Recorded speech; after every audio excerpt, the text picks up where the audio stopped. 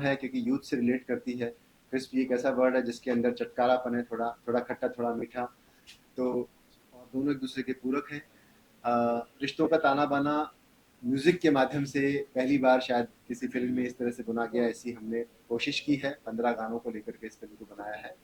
और आपने कहा कि हर तरह के इमोशन इसमें दिखाई दे रहे हैं, बिल्कुल सही है। जैसा कि हमारे जीवन में हर रिश्ते में हम हर तरह के इमोशंस को महसूस करते हैं, एक्सपीरियंस करते हैं, वहीं हमारी ही जिंदगी से उसके इर्द गिर्द से उठा के इस कहानी को बनाया है। और ये आपके सामने है क्रिस्पी रिश्ते। आपने कहा गया कि लव स्टोरी है, लेकिन ये लव स्टोरी मैरिज के बाद की लव स्टोरी है, तो ये कॉन्सेप्ट कैसे आया? देखिए, इस फिल्म का सबसे बड़ा मैसेज ये है कि जब दो लोगों में शादी होती है तो वो दो परिवारों में शादी होती है। आज जिस तरह से डिवोर्स का कल्चर बढ़ रहा है, मैं व्यक्तिगत रूप से मानता हूँ कि ये सही नहीं है। कोई नहीं चाहता कि उसका घर टूटे, उसका घर बिखरे। कोई माँ नहीं चाहती कि उसकी बेटी की शादी हो तो वो अपने ससुराल में जाके किसी भी प्रकार की कष्ट का अनुभव करे। हर माँ ये चाहती है कि उसका ससुराल में उसका बेटी प्यार से सुखी रहे, कभी उसका घर ना टूटे। तो यही मैंने इस कहानी के अंदर दिखाया है कि परिवार की वैल्यू क्या होती है, रिश्तों की अहमियत क्या होती है, एक होके जीने की अहमियत क्या होती है। तो वो शादी के बाद ही हम जो जीवन में देखते हैं वो ही कहानी है। सर, एक वक्त हुआ करता था राष्ट्रीय किस तरह की फिल्मों के लिए जाना जाता था, और आजकल चीजें बदल चुकी है कोविड के बाद से। तो आपको लगता है इस तरह की जो यंग जनरेशन है इस तरह की फिल्मों को पसंद करेंगी? क्योंकि आज की जो जनरेशन है मुझे नहीं लगता कि लॉन्ग टर्म रिलेशन में विश्वास रखती है। तो कैसे रिलेट कर पाएगी आज की जनरेशन इस तरह की फिल्मों को? आप देखेंगे तो आजकल एनिमल जैसी फिल्में चलती है जो फुल ऑन एक्शन होती है। आपको लगता है इस तरह की ऑडियंस आज मौजूद है सिनेमा देखने के लिए? जब तक धरती पे इंसान का वजूद है, प्रेम, प्यार, प्रेम जो एक इमोशन होता है वो कभी नहीं हट सकता। और हम किसी एक पर्टिकुलर इमोशन की बात नहीं कर रहे हैं। वो प्रेम माँ और बेटी के बीच में होता है, पिता और पुत्र के बीच में होता है, भाई भाई के बीच में होता है, पति पत्नी के बीच होता है, बहन भाई के बीच में होता है। तो प्रेम का वजूद कभी खत्म नहीं हो सकता, उसकी अहमियत कभी खत्म नहीं हो सकती। इस कम से कम कॉन्सेप्ट को कभी भी कोई टक्कर नहीं दे सकता। ये हमेशा हमेशा वर्क करेगा जब तक आपकी कहानी ऑडियंस से रिलेट करने की क्षमता रखती है, उनके अंदर वो जज्बात जगाने की क्षमता रखती है, उस कहानी को वो अपनी जिंदगी में कहीं ना कहीं देखने की वो रखते हैं, वो वर्क करेगा। प्रोड्यूसर से पूछना चाहूंगा कि ये क्या देख के आपने फिल्म को बैक किया, तो आपको क्या प्लस पॉइंट है? देखो, फिल्म मेकिंग क्या होता था ये मुझे नहीं मालूम था जब हम मुंबई आए थे। 2018 में मुंबई आए और उससे पहले मुंबई आया भी नहीं था। तो अगर ये पूछो कि इस कहानी में आपने क्या देखा, तो कहानी तो हम बहुत बाद में देख पाए थे, कहानी पढ़े भी नहीं थे। जब जगत जी ने मुझे कॉल किया था तो मैं अपने होम टाउन मुजफ्फरपुर, बिहार का एक छोटा सा शहर है मुजफ्फरपुर, वहाँ था। मैं, मेरे एक दोस्त हैं जो मुझे मुंबई फिल्म इंडस्ट्री में लेके आए, आशीष नाम है उनका, अभी वो भी हमारे साथ यहाँ अवेलेबल है। तो हम दोनों, इन्होंने जब कॉल किया था तो उस समय सिर्फ इनकी बातों पे जो कॉन्फिडेंस दिखा था, और मुझे, मेरा बचपन का सपना था कि मुझे जाना है मुंबई फिल्म इंडस्ट्री में।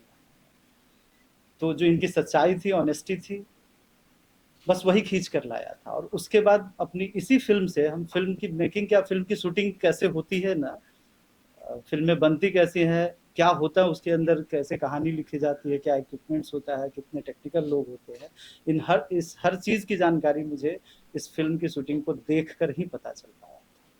तो सर, किसका आइडिया था कि जगत जी ही ये किरदार प्ले करेंगे? क्योंकि राइटर डायरेक्टर तो है ही, हाँ, लेकिन साथ में एक और एक जिम्मेदारी लंबी जर्नी थी इनकी। प्रकाश झा जी के साथ भी रहे और भी लोगों के साथ इन्होंने काफ़ी दिनों से इंडस्ट्री में काम कर रहे थे। तो आप लोग तो शायद बेहतर समझ सकते हैं कि अगर कोई एक्टर बनने आया हुआ है किसी छोटे शहर से और उसका कोई फिल्मी बैकग्राउंड नहीं है, तो उसकी चाहत होती है कि हम एज एन लीड एक्टर अच्छी फिल्म करें। और यहाँ जो स्ट्रगल है एक नन फिल्मी आदमी के लिए, वो ये फेस कर ही रहे थे। तो इन्होंने अपनी एक कहानी अपनी ज़िंदगी को देखते हुए, अपने स्ट्रगल को देखते हुए लिखा। और इनका खुद का भी चॉइस था, और मुझे भी, क्योंकि मुझे तो एक तो नॉलेज भी नहीं था, दूसरा इनका जो कॉन्फिडेंस था। तो मुझे ऐसा लगा कि देखो, हम भी नए हैं, तो अगर हम इनको कहें कि हम आपको लॉन्च कर रहे हैं, तो ये भी कह सकते थे कि प्रोड्यूसर को तो मैं ही लॉन्च कर रहा हूँ। तो हमारा बस इनके ऊपर जो भरोसा था ना, और हम नए थे तो नए के साथ ही चलना मुझे अच्छा लगा। और दूसरी बात, मैं एज एन एक्टर काफ़ी सालों से काम कर रहा था, और मेरा मानना ये है कि ये क्रिएटिव पर्सन के ऊपर जो जो अपन टैग लगा देते हैं कि नहीं ये राइटर है, ये डायरेक्टर है, ये एक्टर है, मुझे लगता है कि ये सब एक दूसरे के रूपक हैं, एक दूसरे के साथ हैंड इन ग्लव से लोग काम करते हैं। और मेरे लिए बहुत लंबे समय से एज एन एक्टर के साथ साथ में मैं जो जो फिल्में मैंने की है उसमें मैं हमेशा एक रुचि रखता था कि मेरे शॉट्स के बाद मैं हमेशा डायरेक्शन डिपार्टमेंट के इर्द गिर्द में रहता था, कैमरा डिपार्टमेंट के इर्द गिर्द रहता था, तो वो जो टेक्निकलिटीज है वो मैं लगातार सीखता चला जा रहा था। पर जैसा कि इन्होंने कहा कि मेरा जो सपना था वो मुझे पूरा होता नहीं दिखाई दे रहा था, तो मैंने अपनी खुद की कहानी लिखी, एक शॉर्ट फिल्म बनाने का पहले सोचा, उसमें एक गाना ऐड किया तो वो थोड़ी और बढ़ गई, 2 गाने आए तो और बढ़ गई, सागर जी मिल गए, सागर जी मेरे साथ थे, इनका पूरा कॉन्फिडेंस, इनका भरोसा भरोसा इस प्रोजेक्ट में था, मुझ में था, और हम दोनों ने इसको एक्चुअल में प्रॉपर एक फीचर फिल्म के रूप में इसको डेवलप किया। क्योंकि कहानी मेरी लिखी हुई थी तो मेरे लिए उसको समझना, उसको डायरेक्ट करना आसान था। मुश्किल काम है, लेकिन अच्छी टीम हो, अच्छा इंफ्रास्ट्रक्चर हो और अच्छा प्रोड्यूसर आपके साथ में जो आप पे भरोसा करता हो, तो मुझे लगता है कि ये संभव है। पहले भी बहुत लोगों ने किया है, गुरुदत्त साहब ने किया है, राज कपूर साहब ने किया है, तो आपने अपने इनके जावेद साहब के बेटे जो फरहान साहब करते हैं, बहुत अच्छे से करते हैं, तो क्यों नहीं कर सकते? आपको एक अच्छी टीम अगर मिले तो आप कर सकते हैं। मैं आगे भी करना चाहूँगा। इसका जवाब मैं देना चाहूँगा। बस शुरू में ही मैंने बोला ना कि एक नया फिल्म प्रोड्यूसर था जो मुंबई आया ही नहीं था, फिल्म बनाना तो बहुत दूर की बात थी, सपना ही था हमारे लिए, और ये तो थे ही यहाँ स्ट्रगल कर रहे थे। तो जब कोई 2 नए लोग आते हैं ना, तो आपको लगता है कि इस इंडस्ट्री में कोई उसका हाथ पकड़ लेता होगा बड़ा आसानी से? नहीं पकड़ता होगा ना। तो बस वो इसलिए लंबा समय लगा कि हम अपने आप को उस लेवल पे ला रहे, तो उस तरीके से हम अपने कंटेंट के ऊपर काम करते, क्योंकि जब हम लोग फिल्म बनाने का, जब हम आए थे मुंबई, गाना हमारा बन रहा था, सिंगर हमारी 15 गाने हैं और सारे बॉलीवुड के बहुत ही अच्छे सिंगर ने आवाज़ दिया है हमारी फिल्म के अंदर, श्रेया घोषाल जी, जुबिन नौटियाल, मोहित चौहान, पैपॉन के, हमको तो याद आ गया, इतनी बार बोल चुका हूँ मैं। ठीक है, तो एक्टर के लिए भी हम लोग स्ट्रगल कर रहे थे। आपको नहीं लगता सर 15 गाने बहुत ज्यादा नहीं है? आप कल आजकल की जो जी फिल्में हैं उसमें बहुत कम गाने होते हैं, पर राष्ट्रीय की फिल्मों में ज्यादा गाने हुआ करते थे, जैसे हम आपके हैं कौन वगैरह में। जी 8-9 गाने भी सर बहुत लगा। देखिए, ये एक इमोशन प्रधान फिल्म है, भावना प्रधान फिल्म है, और इमोशन को स्क्रीन पे जब हम प्रोजेक्ट करते हैं तो या तो आपके पास में फेसेस हो, शाहरुख खान साहब का फेस हो, माधुरी जी का फेस हो, जो आपके स्क्रीन से ऑडियंस के साथ में वो बाइंड कर सके, वो ग्रेविटी क्रिएट कर सके। अगर वो नहीं हो, जैसे कि नए प्रोड्यूसर डायरेक्टर को वो नहीं मिल सकता है, तो एक और चीज है, वो है म्यूजिक। आप रेडियो पे गाना सुनकर के भी उससे कनेक्ट हो जाते हैं, अपनी जिंदगी की अपनी आदतों से रिलेट करने लगते हैं। मैंने म्यूजिक को वो माध्यम बनाया जिससे मैं अपनी कहानी की जो भावनाएं हैं, जो इमोशन है, वो लोगों तक पहुंचा सकूं, उनके साथ वो बाइंड कर सकूं, वो ग्रेविटी क्रिएट कर सकूं। ये जो गाने हैं इस कहानी के अंदर इस तरह से फिट किए गए हैं कि ये अपने आप में गाने नहीं, ये डायलॉग्स हैं। ये डायलॉग्स हैं जिसके अंदर देश के, जैसा कि इन्होंने भी बताया, बड़े बड़े सिंगर्स ने अपनी आवाज दी है। आपको ऐसा महसूस नहीं होगा, ये मैं दावे के साथ कह सकता हूँ, इसमें मेरा पूरा भरोसा है कि आपको ऐसा महसूस नहीं हुआ कि आपने 15 गानों की फिल्म देखी है। किसी भी गाने में कोई लिपसिंक नहीं है, ये पहली बार ऐसा हुआ है। 15 गाने हैं और एक भी गाने में लिपसिंक नहीं है। हैंड इन ग्लोव्स, वो इतनी जेल किए गए हैं गाने उस फिल्म के अंदर कि आप जो ये प्रश्न पूछ रहे हैं, शायद उसके बाद में आपको लगेगा कि नहीं, ये तो ठीक ही लग रहा था। एवरेज अगर 4 मिनट में पकड़ते हैं तो 15 गाने का मतलब 1 घंटे तो आपने सिर्फ गाने में निकाल दिए। 1 घंटा 5 मिनट। 1 घंटे 5 मिनट में बचा कितना? 1 घंटे मैंने कहा नहीं, ये गाने नहीं, ये डायलॉग्स हैं। ये कहानी को आगे लेके जाते हैं, हर गाना कहानी को आगे लेके आज रात 12 बजे जियो सिनेमा पे आ जाएगा। आप लोगों से बस यही रिक्वेस्ट है कि आप बड़े एक्टर की फिल्म तो बहुत आसानी से देखते हैं, पुराने प्रोडक्शन हाउस की फिल्म को भी बहुत चाव से देखते हैं, एक बार इस फिल्म को जरूर ईमानदारी से देखिएगा। इसलिए नहीं कि आप लोग प्रेस वाले हैं, मेरा पर्सनल रिक्वेस्ट इसलिए कि हमारी तरह आप भी। और एक्चुअल मकसद क्या है? क्योंकि राष्ट्रीय प्रोडक्शन इसके लिए जाना जाता है, 7 गाने 8 गाने 10 गाने तक, पर 15 इज एक्सट्रीम। तो ये कोई रिकॉर्ड ब्रेक करना एक मकसद था या सच में स्टोरी की डिमांड? कुछ तो नया करना था, कुछ तो नहीं। हम उस भीड़ के हिस्से ही बन के रह जाते तो फिर क्या फर्क पड़ता हम और लोगों। रिलीज होने को है तो देखेंगे, तो बस देखिए, एक यूनिक एक्सपीरियंस होगा जरूर, और शेयर भी करिएगा, बहुत जरूरी है हम लोगों के लिए आपका साथ सपोर्ट। नहीं, हमारे पास 6 म्यूजिक डायरेक्टर्स थे, अलग अलग लोगों का चुनाव किया गया, दोनों को ढूंढा गया, गली मोहल्ले में जाके, जगह जगह जाके, डोर टू डोर जिसको कहते हैं, कि हमने सर्च किया कि हमको कैसा म्यूजिक चाहिए, किस तरह के गाने चाहिए। और लिरिसिस्ट भी इसमें 4-5 लिरिसिस्ट हैं इसमें। एक आध गाने मैंने भी लिखे हैं, बाकी अजय गर्ग हैं, राजेश मंथन है, अमिताभ रंजन है, और भी लोग हैं। साहब का नाम है, उनकी फिल्में भी प्यासा, साहिब नीले बुला, वो भी कुछ इसी तरह की कुछ कहानियों, जैसे आपकी कहानी आप पेश करते हो, ऐसे ऐसे कुछ स्टोरी के साथ जुड़ी हुई रहती है। तो क्या आपकी भी कहानी उनसे इंस्पायर्ड है, उस तरह की थोड़ा बहुत एलिमेंट है इस फिल्म में, अगर मैं आपको इस जानना चाहूँ? देखिए, मैं हमेशा से यश चोपड़ा जी, गुरुदत्त साहब, चेतन आनंद और राज कपूर, इनको बहुत ज़्यादा मैंने फॉलो किया, उनको बहुत ज़्यादा मैंने हॉलीवुड उतना नहीं देखा जितना मैंने अपने हिंदी फिल्म मेकर्स को देखा। और ये मैं बिल्कुल कहता हूँ कि मेरी इंस्पिरेशन जो है वो इन्हीं से आई है, यश जी से स्पेशली आई है। तो रिलेशनशिप्स जो है, मैंने ऐसा कुछ सोचा नहीं था कि मैं रिलेशनशिप्स के ऊपर कहानी बनाऊंगा, वो स्वतः मेरे जहन से ईमानदारी से निकली हुई वो कहानी है। और अब ऐसा लग रहा है, क्योंकि मैं इतने वर्षों से ये सब ऑब्जर्व करता आया हूँ, तो मेरी फिल्म में जो आप कह रहे हैं कि ये इमोशंस, ये गाने, ये रोमांस आपको लग रहा है, तो इसमें कोई गलत बात नहीं है। कहीं सेकंड हाफ जो है आपका ट्रेलर का, स्पेशली का लास्ट एंडिंग काफी अच्छे से मोंटेजेस काफी बढ़िया है, और बहुत ही कम देखने को मिलता है कि हीरोइन ने हीरो को मतलब थप्पड़ मारते हुए ऐसा कुछ है, पति उत्पीड़न है, ऐसा कुछ नहीं, रियलिस्टिक चीज है। देखिए, रियलिस्टिक चीज है, वो पत्नी है कि वो गर्लफ्रेंड है, वो तो आप फिल्म देखने के बाद पता कीजिए, पता लग जाएगा आपको। लेकिन रियलिस्टिक है, जहाँ बहुत प्यार होता है वहां पे तकलीफ भी होती है जब दिल टूटता है। तो वो उत्पीड़न नहीं है, वो शायद अपने दर्द का बयान किया जा रहा है। तो बहुत प्यार होता है तो बहुत गुस्सा भी आता है, और अगर आप प्यार झेल सकते हैं तो आपको गुस्सा भी झेलना पड़ता है। स्टोरी रियल लाइफ पे बेस्ड है या कहीं से इंस्पायर्ड है? ये मैं कहूंगा कि नहीं है तो ये झूठ होगा, क्योंकि कोई भी फिल्म मेकर, राइटर, पहली जो फिल्म उसकी कम से कम होती है वो उसकी जिंदगी के अनुभवों से निकली हुई है। मतलब कहीं ना कहीं आप अपने अनुभवों को शेयर करना चाह रहे हैं? नहीं, मैं चाह नहीं रहा हूँ, ऐसा हो जाता है। ईमानदारी से अगर किया गया काम है तो वो अपने आप निकलता ही निकलता है, मैं इसको डिनाई नहीं कर सकता।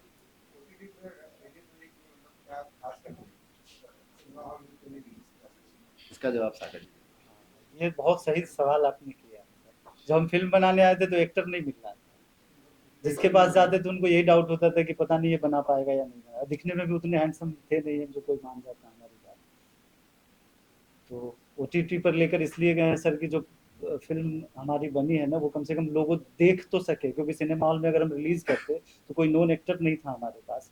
हो सकता था 1 दिन के लिए लगे, 2 दिन के लिए लगता, फिर हम कहाँ लेके घूमते उसको दिखाने के लिए। तो इस फिल्म को बनाने का मकसद ये नहीं था कि हम बहुत पैसा कमा लें। इस फिल्म को बनाने का मकसद सिर्फ ये था कि फिल्म इंडस्ट्री में एक नन फिल्मी आदमी आकर भी काम कर सकता है और अपनी पहचान बना सकता है। उसी मकसद से हम आए हुए थे, इसलिए OTT पे रखे कि आज नहीं 5 साल बाद भी कभी आप फुर्सत में होंगे तो देख तो लेंगे।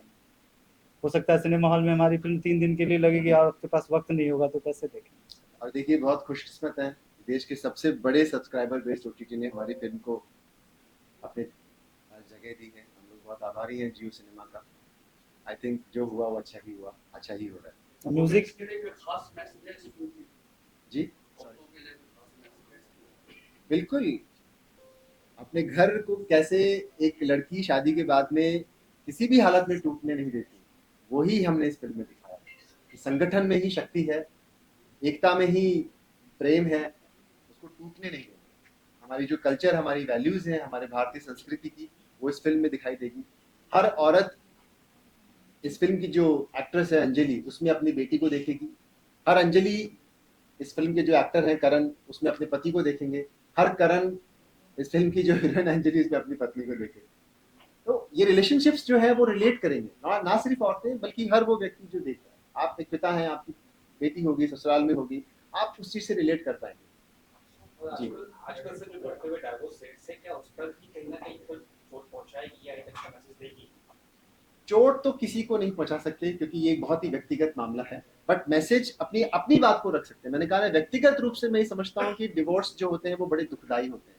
किसी को भी डिवोर्स लेकर के ऐसा नहीं कोई शादी सोच के करता कि मैं डिवोर्स लूंगा। वो बड़ा तकलीफ वाला एक हिस्सा होता है जीवन का, जो जिसपे भी बीतती वो जानते हैं। मुझे लगता है कि इस तकलीफ को मैंने इस फिल्म के जरिए बयां किया है, और मैंने वकालत की है इस बात की कि हाँ, संगठन में ही शक्ति है, प्रेम और साथ जो है उससे अच्छा कुछ और हो नहीं सकता।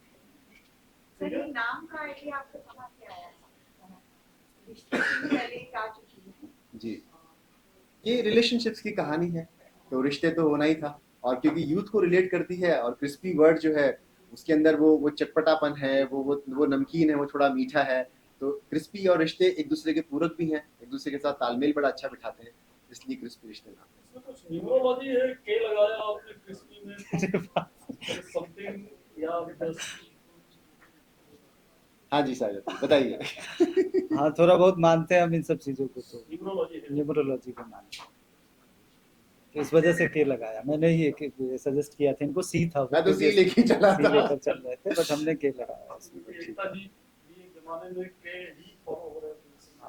हाँ बट हमने तो बस दिल्ली हम गए हुए थे और मेरे कोई फ्रेंड थे, चिंतक ने कहा कि भाई हाँ, के कर लो, के कर लो, तो फिर उन्होंने पता नहीं उनको शायद जानकारी हो, तो उस समय ये था कि जो बताते थे लोग कि ये करो इससे अच्छा हो जाएगा, तो बस करते चले गए।